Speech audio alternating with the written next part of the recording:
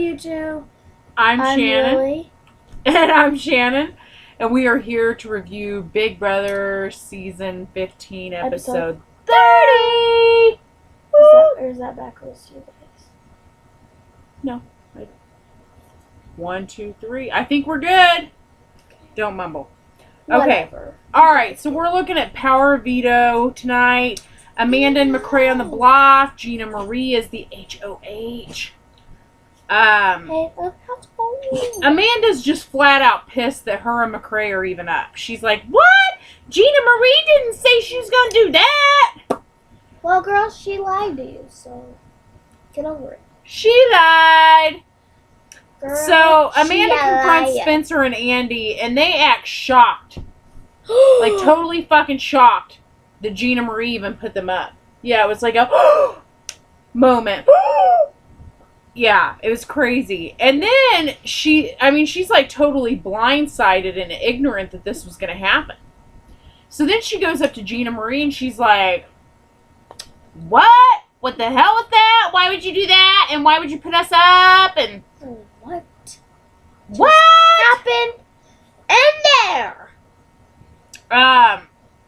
And I thought it was so funny because Judd comes in to Spencer and Andy and he's like, should we go break this up? And Andy's like, yeah, I'll come with you. And it's like, okay, did you two really go to break this up or did you go to watch the show? Because to me it seemed like they went to watch the show. So Amanda's talking and she's like, well, if one of us wins the Power of Veto and somebody's going to go up and blah, blah, blah. And Judd's like, oh, so you all are running the show. Why don't the rest of us just pack our bags and go? And Amanda's like, oh, I see. I see what's going on here. I see. Like, Ginamarie and Judd have, some kind of a deal going on. She's like, I see how it is. Yeah, I see. So she leaves. Are you having fun there? I am.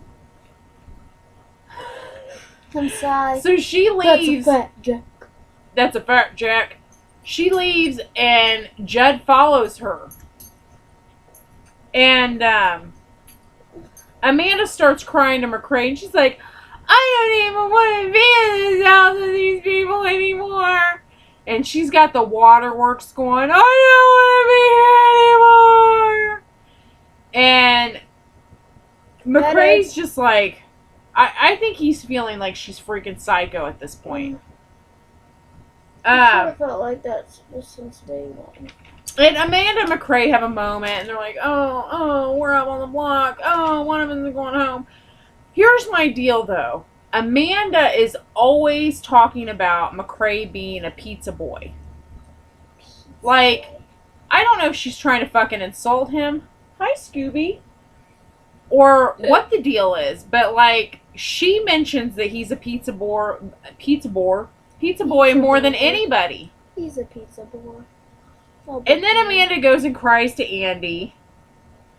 And she's talking to him in the storage room. And they're all blah, blah, blah. Alyssa. And they're talking shit on Alyssa. And Alyssa's outside the door listening. And then Spencer walks up. And he's like, what's going on? And she's like, oh, Andy and Amanda are talking. So he starts worrying. That Andy's going to say something to sell him out. Like, oh, well, Spencer wants Alyssa out too. So he just barges in the door. Then he proceeds to tell Amanda and Andy that Alyssa was out there listening to him. And Amanda comes out of the storage room totally pissed off, slams the fucking door. Girl, she's get like, yourself together. You better check yourself, boo. Girl, you need to pipe Okay, down. so we've got Ginamarie, nice Amanda, to do. McCrae, Alyssa, Spencer, and Andy to play in Veto. And I was really shocked that when it was Amanda's choice of who she wanted to play in Veto, she picked Spencer. And not only was I surprised because Spencer is not her ally, but Spencer sucks at competitions, generally. Why? So, Why would you pick him? But then she says... She has... This was her excuse. Berserk. This was her excuse. She said, I didn't pick you, Andy, because I was afraid. You look ridiculous. I was afraid that if I picked you and you won, you'd have to pick between me and McCrae, and I didn't want to put you in that situation. You liar! She's so big-hearted. Oh, that Amanda. Okay, so the chicken costumes come off right before the veto. And the veto competition is where they have to spin around 15 times to get the gate open. On this thingy-mabobber. Yeah. Dingy. And they get the gate to open, and then they throw pins up to hit, or they throw balls up to hit the bowling pins. And this starts out,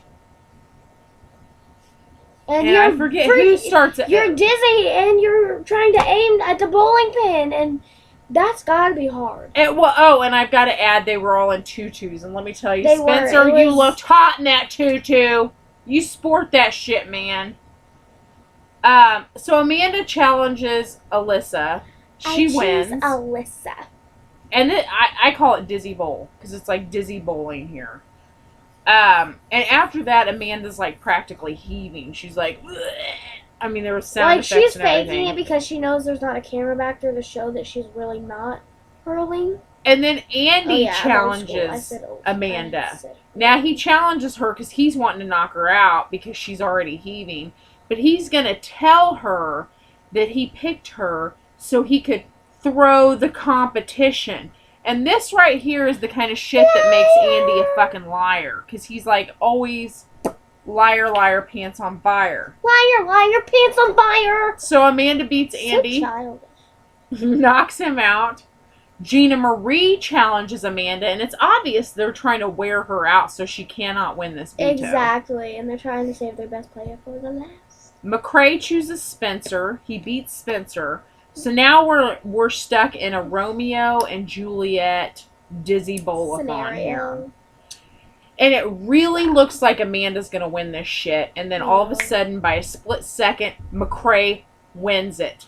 McCrae wins it. And he's like, you know, this is a no-win scenario because he's won it, but now he knows the woman he loves is going to go home because he beat her by a split second. I don't think he really fell in love with her. I think it was oh, look, this one got big boobs. Let's make a showmance to get attention. Attention, whore! She said, so they cry, and Amanda's like, my game's over. Wow. So then it comes down to who's going to go up as the pawn. Game. And Judd doesn't want to go up because he's already been kicked out once. So he's a little scared of that. If anyone was going to win at this point, I would think it would be Judd now because he's back in the game. He's playing for real. Like, yeah, he's learned a lot. I would think he would win if there was anyone I had to choose now that was going to win. So Amanda does her speech, and she's got the waterworks going. She's got the...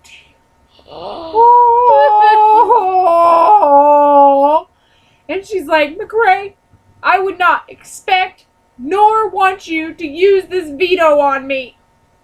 But if there was any person I could lose to in that time, then it would be you. Yes. I'm happy I lost to you. I didn't want to lose to any of these other fucking cockroaches. So Spencer says I'll be the pawn. He goes up again for the seventh time, which is a Big Brother record for the amount of times going up and not getting voted out. He is just... And at the end of the veto he's ceremony... okay with being a pawn, too. McCrae kicks the veto box. That's right, he kicked the veto box. He's disgusted with this whole situation. So, we're going to see tomorrow on the live eviction, and I believe this is double live eviction. Again! The second one this season. Then people better not go home. We'll see how it ends. Can Amanda dig her way out? Alright, catch up with us on next time.